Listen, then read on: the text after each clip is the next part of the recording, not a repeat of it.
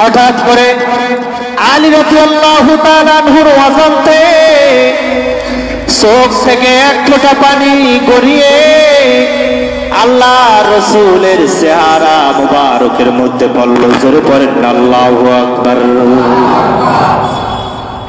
এক ফোঁটা চোখের পানি আল্লাহর রাসূলের চেহারা মুবারকের মধ্যে পড়ার সাথে সাথে আল্লাহর নবী সাল্লাল্লাহু আলাইহি ওয়াসাল্লামের ঘুমটা ভেঙে গেলেন। এবার আল্লাহর রাসূল তাকায় দেখতেছেন যে আলী রাদিয়াল্লাহু তাআলার চোখের পানি যখন ঘুম ভেঙে গেছে, চোখ মুছা শুরু করছে।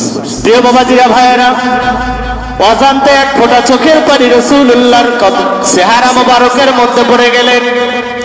আল্লাহর রাসূল জিজ্ঞেস করলেন, আলী,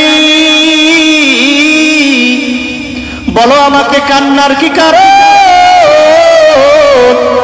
তোমার চেহারার মধ্যে আমি পানি দেখতেছি। আলী, আমাকে জবাব দাও, তুমি কান্না কেন করতেছো? অজর নয়নে দুই বুকের পানি ছেড়ে বলে, ইয়া রাসূলুল্লাহ, ইয়া হাবিবাল্লাহ,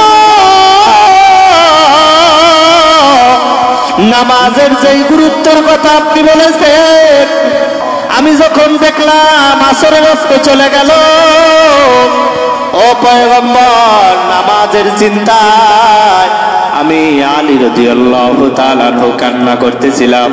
ও পয়গম্বর, মাগরিবের ওয়াক্ত চলে যাবে প্রায়, এই দুই চিন্তায় আমাকে এত কাঁদাচ্ছে। ও পয়গম্বর, নামাজের যে গুরুত্বের কথা বলেছেন, আমি তো সেই চিন্তায় কান্না করেছি। ও পয়গম্বর, আমাকে মাফ করে দেন। আমি যদি জানতাম আমার অজান্তে আমার কান্নার কারণে এক ফোঁটা চোখের পানি আপনার চেহারা মুবারকের মধ্যে পড়বে আর আপনার ঘুমটা ভেঙে যাবে, ও পয়গম্বর, কিয়ামত হয়ে গেল, আমি কান্না করতাম না। জোরে জোরে পড়েন না সুবহানাল্লাহ। আল্লাহর রাসূল বললেন, আলী, তুমি কি আমাকে আদম সফিউল্লাহ মনে করেছো? আলী, তুমি কি আমাকে ইব্রাহিম ও খলিলুল্লাহ মনে করেছো? তুমি কি আমাকে মুসা কালিমুল্লাহ মনে করেছো?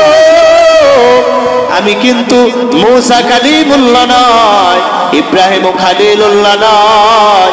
ইব্রাহিম খলিলুল্লাহ আল্লাহর জন্য পাগল, মুসা কালিমুল্লাহ আল্লাহর জন্য পাগল, আল্লাহর সাথে কথা বলতে চায়। কিন্তু আমি আখিরি জামানার পয়গম্বর, আমি আল্লাহকে পাইতে চাই না তা না, আল্লাহ আমাকে পাওয়ার জন্য পাগল। আল্লাহ হলো আমার পাগল আর আমি হলাম আল্লাহর পাগল। কিন্তু আমি পাগল হওয়ার আগে আমাকে পাওয়ার জন্য আল্লাহ রাব্বুল আলামিন পাগল। কান্না বন্ধ করো, আমি আল্লাহর দরবারে দোয়া করতেছি। রাসূল দুই হাত তুলে দোয়া করলেন, আয় আল্লাহ, আমার আলী এই নামাজের জন্য কান্না করলেন। ও আল্লাহ, আপনি আসরের জায়গায় আবার সূর্যটাকে উঠে দেন, আমার আলী যাতে আসরের নামাজ পড়তে পারে। জোরে পড়েন না সুবহানাল্লাহ, আরো জোরে পড়েন না সুবহানাল্লাহ। আল্লাহর রাসূল যখন দুই হাত তুলে দোয়া করলেন, দোয়া করার সাথে সাথে সূর্যটা আবার আগের জায়গায় চলে আসলেন। আগের জায়গায় আসার সাথে সাথে আল্লাহর নবী বললেন, আলী, যাও যাও, ওযু করে আসো, তুমি আসরের নামাজ পড়বে, আমি মুহাম্মদও তোমার সাথে সাথে আসরের নামাজ পড়ব। জোরে পড়েন না সুবহানাল্লাহ।